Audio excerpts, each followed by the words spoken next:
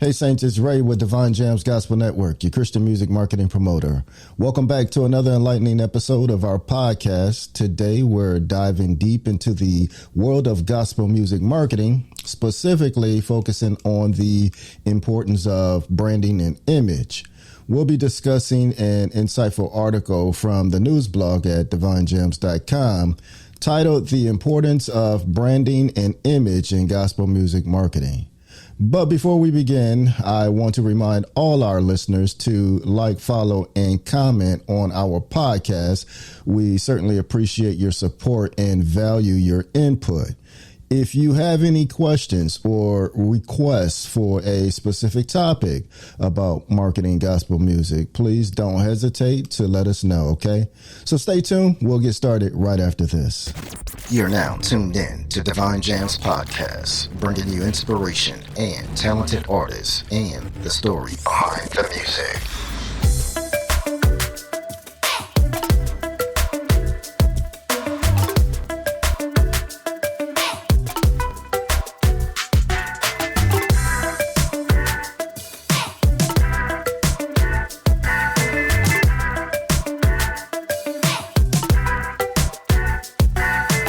And now, here's the founder of Devine Jamz Gospel Network and your host, Brother Ray. In the competitive landscape of the music industry, gospel artists need more than just talent and a powerful voice to succeed. And I'm pretty sure most artists probably acknowledge that by now.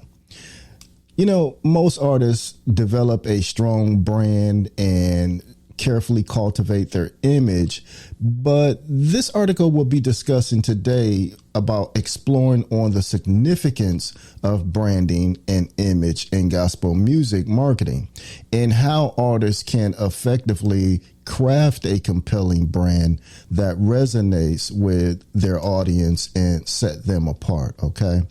The first step in building a compelling brand is defining your brand identity. This involves identifying and expressing the essence of who you are as an artist and what you represent. So let's take a look at some key considerations for shaping your brand identity. Clearly articulating your mission and values as a gospel artist is essential, right? What message do you want to convey through your music should be a question you ask yourself. You should also ask yourself, what are your core beliefs and principles, right, for your artist or for your artistic journey? Define your mission and values, okay? This will help you establish a solid foundation for your brand. Another crucial aspect of branding is determining your unique selling proposition. This is the distinctive element, right, that sets you apart from any other gospel artist. It's what makes your music and style different. What is the special offer you bring to your audience? Identifying your unique special proposition helps you carve out your niche in the industry. There are several unique selling propositions that gospel artists can consider, and I want to suggest some that we researched that you may find interesting. One, fusion of genres. Now, with fusion of genres, the gospel artist can incorporate elements of other genres such as jazz, hip hop, reggae, or R&B into their music. You're creating a distinctive sound that appeals to a broader audience. Two, authentic storytelling. Artists can focus on sharing personal stories of faith, redemption, and triumph, allowing their audience to connect with their music on a deeper emotional level. Three, cultural fusion. By infusing their music with cultural elements from different backgrounds, Artists can create a unique blend that celebrates diversity and unity, appealing to a wide range of listeners. 4, experimental instrumentation. Gospel artists can explore unconventional instruments or experiment with different sounds and textures, adding a fresh and distinctive sonic quality to their music.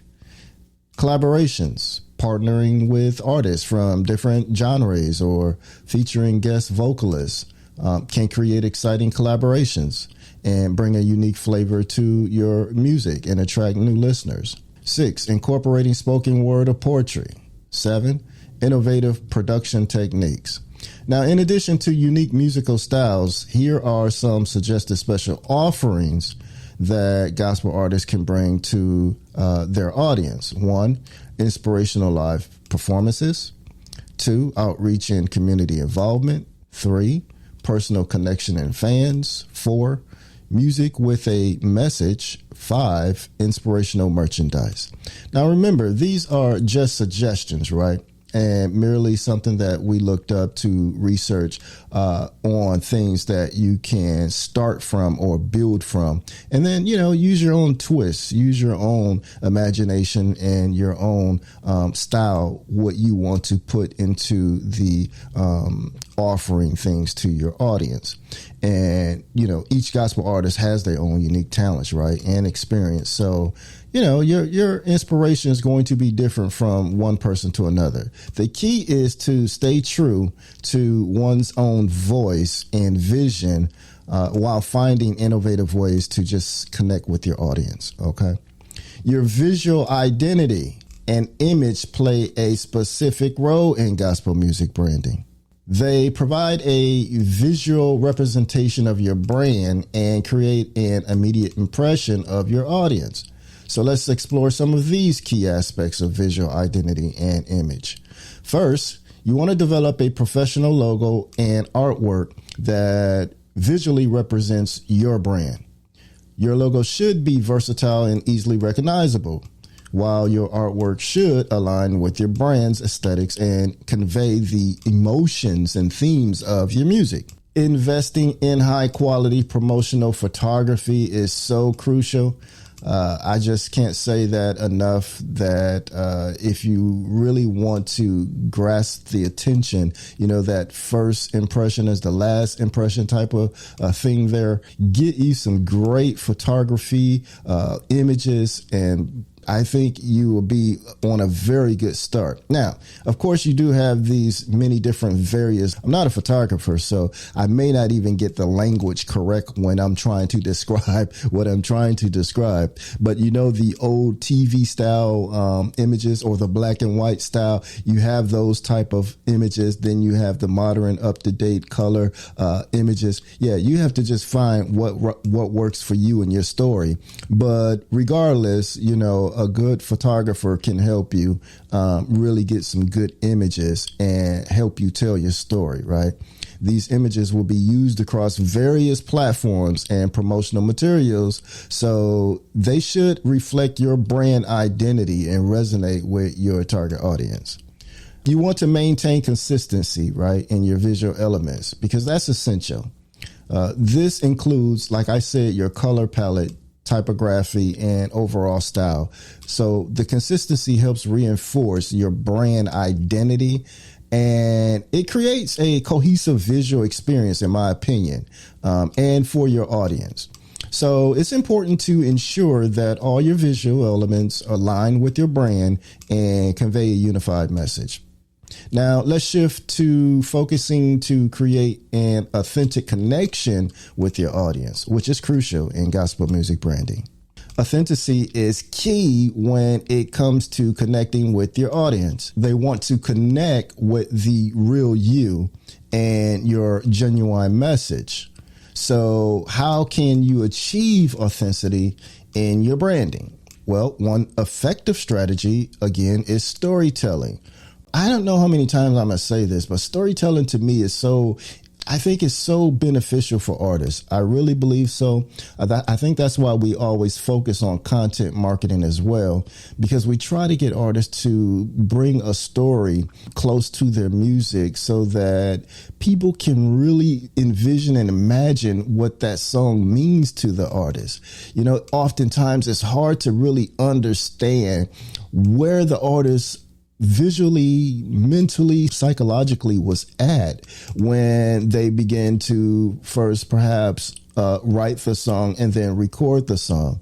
So that storytelling is the opportunity for artists to bring us as the listeners and the audience into your world. It's like the icebreaker. It's like the opening act. I want you to understand, envision the things that I've dealt with, the things that I've seen, the prophetic message that was given to me. You're trying to paint a picture before we even listen to the song so that when we hear the song, oh my God, we can say, now we get it.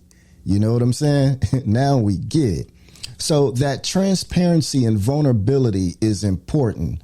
Be open and vulnerable with your audience. Showcase your challenges, your triumphs, your growth. This allows us, the audience, to relate to you on a deeper level and foster that sense of authenticity, right? So building a strong connection with your audience goes beyond authenticity.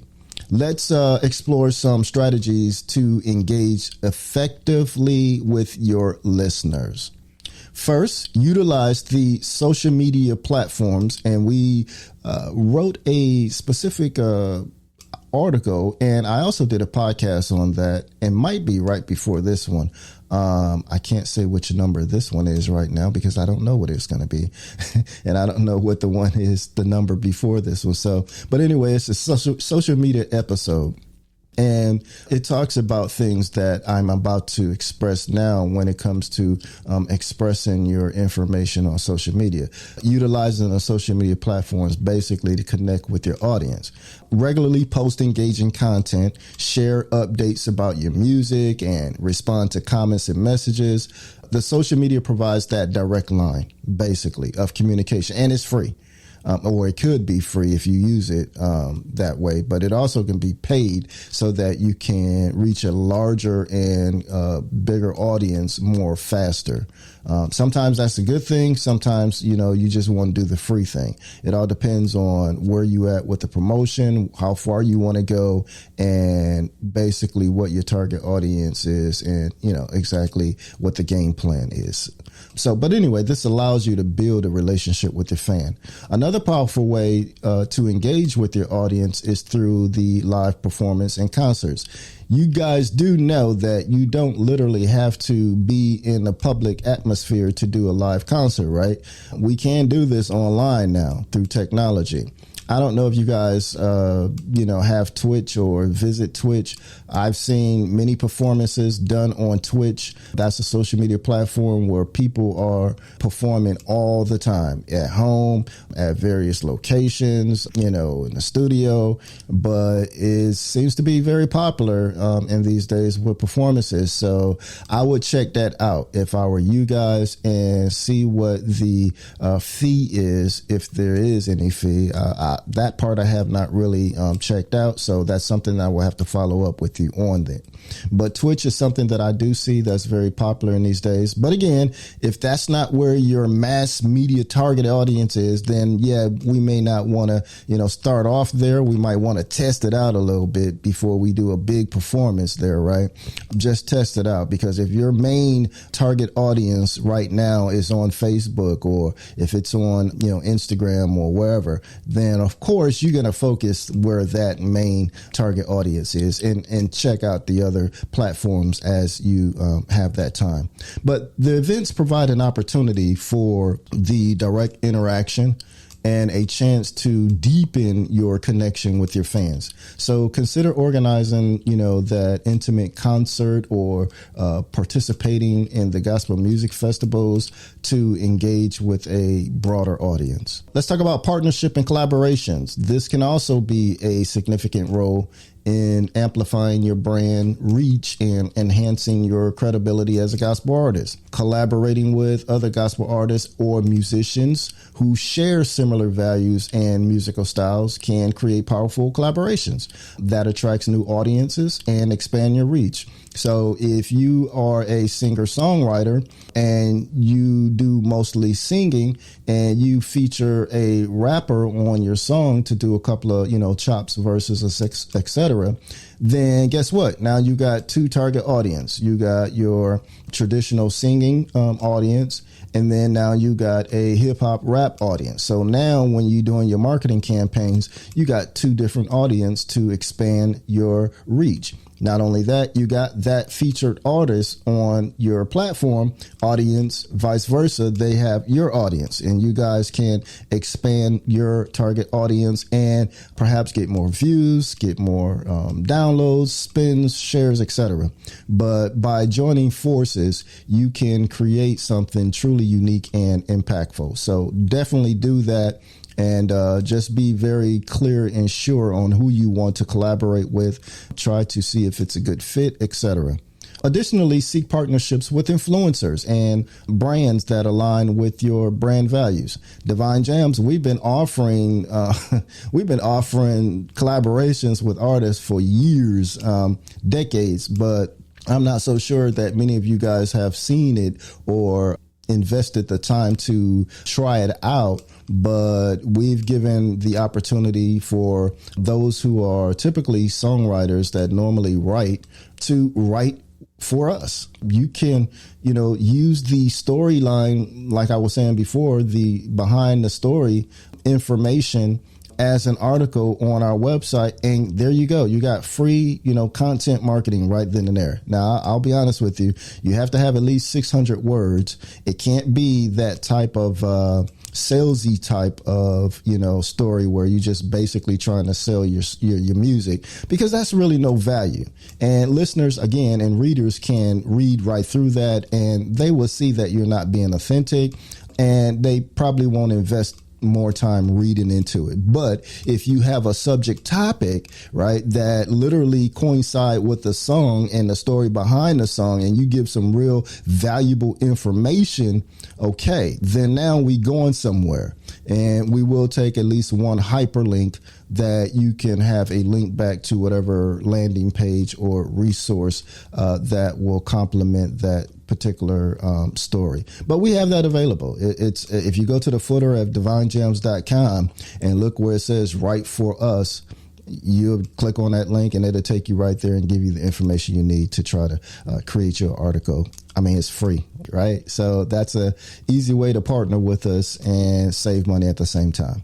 It's important to remember that consistency in your branding efforts is crucial, right? It's very crucial that you're consistent.